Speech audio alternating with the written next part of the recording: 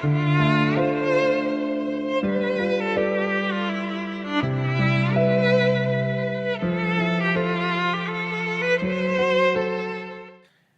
Einstein once said that information is not knowledge, and he was right. In modern America, we often get bombarded with overwhelming amounts of information that we're not sure if the content is reliable or not. According to Business Insider, almost all of America's news, radios, televisions, and other sources of information are owned by only 6 companies. This is alarming since all of the information that drives America can be easily manipulated to persuade the public of whatever the companies want us to believe and stand for. Hi, I'm Tracy Oppenheimer for Reason TV. I'm here with Bryan Holiday, author of the new book, Trust Me, I'm Lying, Confessions of a Media Manipulator. He's also been a media strategist for clients like Tucker Max, and he is the current director of marketing for American Apparel. In your book, one of your main focal points is that blogs are really dictating what's news right now and feeding the top news dogs instead of the other way around. Why do you think this is? The online cycle drives the offline cycle, and the reason for that is if you're a media producer, you're a radio producer, you're a television show host, you're a researcher, where are you finding out the things that you're going to talk about in your nightly or daily broadcast? You're not out like pounding the pavement, like sitting in some bar, like, listening for gossip. You're on the internet like everyone else. The mainstream media outlets have sort of taken on the role of popularizers. So they see what's being talked about on the internet, and then they say, hey, we've got a bigger audience. We're going to take this thing and we're really going to blow it up. And you make the claim that because blogs have an infinite amount of space to fill, the bar lowers for what the quality of their content. But because a lot of the mainstream news outlets have a lot of their content coming from online as well, isn't the bar lowered across the board? Absolutely. I mean, we've always sort of joked about how having to fill a 24/7 cycle makes cable news just talk about total bullshit. Well, what if it was a infinite cycle? And yeah, like Fox News can throw up a blog post, and depending on the response to that blog post, decide whether they want to popularize it through their radio assets, through their television assets, through whatever other means they have. But don't you think it allows more voices to be heard, and once someone is not accountable or credible anymore, people won't read them? Every day it's kind of a fresh start on the internet. Whoever is publishing the thing that's the most interesting is what we're going to read and click. You don't pay any money to the Huffington Post, so they don't owe you anything, and you don't really owe them anything. And they know that they can get you back after they've burned you by publishing some other crazy thing that you have to click. And then the next time you see a headline that big, you're probably going to click anyway, because what's the cost to you? It's nothing. It's just a click. And they sell that click to advertisers. There's only a like button. There's no dislike button. And that, because of that, there's no real loyalty on either side of the equation, and that diminishes the need to deliver a quality product. And let's talk about your own manipulation. Yeah. If you can talk about your experience with Tucker Max. I've manufactured controversies, done stunts, planted fake stories, done everything from edit Wikipedia pages and see how journalists repeat what they just find on Wikipedia. If you send an anonymous tip that's too good to be true, it's going to get published because there's no consequences for it turning out to be untrue. The author of Trust Me, I'm Lying, Bryan Holiday, showed us in this interview by Recent TV that the issues with the news is that it has turned into a vicious circle, where news channels are in demand for news even if they do not exist, and since sources are not questioned and evidence is not needed, then they can exploit these conduits for creating false news. The absence of evidence is not the evidence of absence. What? Simply because you don't have evidence that something does exist does not mean that you have evidence that something doesn't exist. What? What country you from? What? What ain't no country I ever heard of. They speak English in what? What? English. You speak it?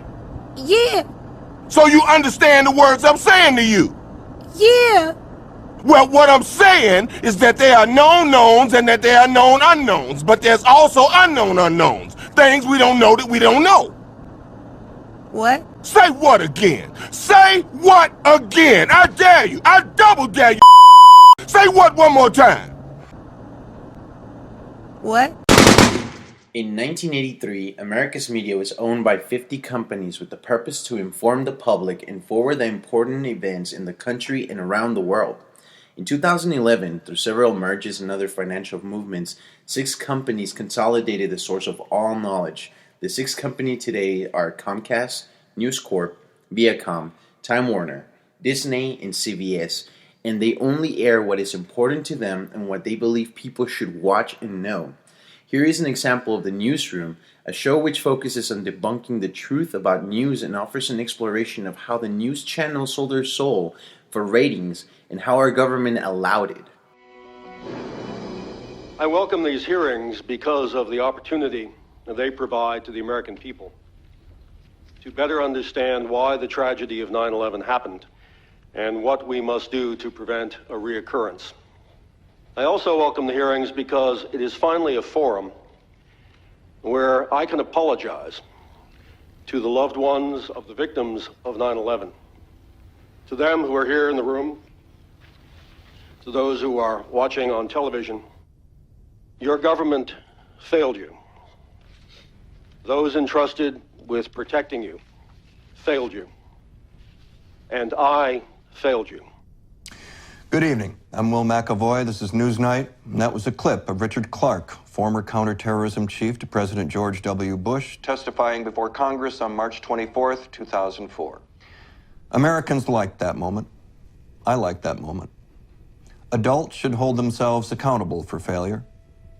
And so tonight, I'm beginning this newscast by joining Mr. Clarke and apologizing to the American people for our failure. The failure of this program during the time I've been in charge of it to successfully inform and educate the American electorate. Let me be clear that I don't apologize on behalf of all broadcast journalists, nor do all broadcast journalists owe an apology. I speak for myself. I was an accomplice to a slow and repeated and unacknowledged and unamended train wreck of failures that have brought us to now. I'm a leader in an industry that miscalled election results, piped up terror scares, ginned up controversy, and failed to report on tectonic shifts in our country, from the collapse of the financial system to the truths about how strong we are to the dangers we actually face. I'm a leader in an industry that misdirected your attention with the dexterity of Harry Houdini, while sending hundreds of thousands of our bravest young men and women off to war without due diligence. The reason we failed isn't a mystery. We took a dive for the ratings. In the infancy of mass communication, the Columbus and Magellan of broadcast journalism, William Paley and David Sarnoff, went down to Washington to cut a deal with Congress. Congress would allow the fledgling networks free use of taxpayer-owned airwaves in exchange for one public service. That public service would be 1 hour of airtime set aside every night for informational broadcasting, or what we now call the evening news. Congress, unable to anticipate the enormous capacity television would have to deliver consumers to advertisers, failed to include in its deal the one requirement that would have changed our national discourse immeasurably for the better. Congress forgot to add that under no circumstances could there be paid advertising during informational broadcasting.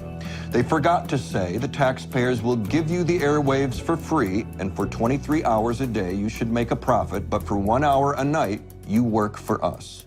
Who are we to make these decisions? We're the media elite. Next question. Go ahead. Hi, my name is Jenny. I'm a sophomore, and this is for all three of you. Why America is the greatest country in the world. Diversity and opportunity. Lewis? Freedom and freedom. So let's keep it that way. What makes America the greatest country in the world? Well, Lewis and Sharon said it. Diversity and opportunity and freedom and freedom. I'm not letting you go back to the airport without answering the question. Well, our Constitution is a masterpiece. James Madison was a genius. The Declaration of Independence is, for me, the single greatest piece of American writing. One's a set of laws and the other's a declaration of war. I want a human moment from you. What about the people? Why is America not the greatest country in the world, Professor. That's my answer. You're saying... Yes. Let's talk about... Fine. Sharon, the NEA is a loser. Yeah, it accounts for a penny out of our paycheck, but he gets to hit you with it anytime he wants. It doesn't cost money. It costs votes. It costs airtime and column inches. You know why people don't like liberals? Because they lose. Hey. And with a straight face, you're going to tell students that America is so star-spangled awesome that we're the only ones in the world who have freedom? Canada has freedom. Japan has freedom. The UK, France, Italy, Germany, Spain, Australia, Belgium has freedom. So 207 sovereign states in the world, like 180 of them have freedom. All right. And yeah, you, sorority girl, just in case you accidentally wander into a voting booth one day, there's some things you should know. And one of them is, there is absolutely no evidence to support the statement that we're the greatest country in the world. We're 7th in literacy, 27th in math, 22nd in science, 49th in life expectancy, 178th in infant mortality, 3rd in median household income, number 4 in labor force, and number 4 in exports. We lead the world in only 3 categories: number of incarcerated citizens per capita, number of adults who believe angels are real, and defense spending, where we spend more than the next 26 countries combined, 25 of whom are allies. Now, none of this is the fault of a 20-year-old college student, but you nonetheless are, without a doubt, a member of the worst generation ever. So when you ask what makes us the greatest country in the world, I don't know what you're talking about. Yosemite?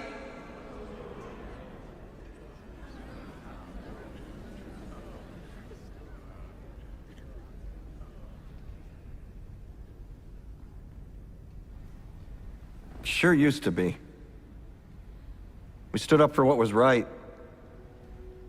We fought for moral reasons. We passed laws, struck down laws for moral reasons. We waged wars on poverty, not poor people.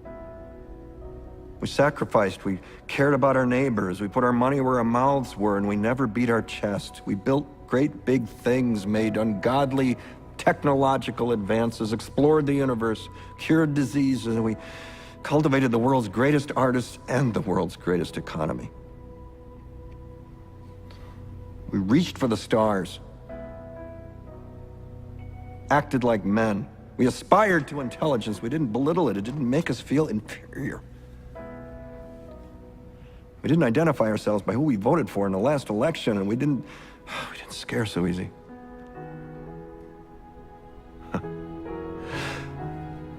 We were able to be all these things and do all these things because we were informed by great men who were revered. First step in solving any problem is recognizing there is one. America is not the greatest country in the world anymore. The same companies and the ignorance of the public has led us to live in a society controlled by mainstream, in which we ignore the true problems that our society faces and blindly believe that everything is right in the world and that America is the greatest country in the world. Well, all the claims that we made in the previous clips are backed up by Education Board Foundation and are available on their website broadeducation.org for us to see the reality of our current situation. We are the only ones who can make a change today. And by realizing that information is not knowledge, we can change the cancer of America by helping free ourselves of independent blogs, of the poison sources, and all that we need to do is open our eyes.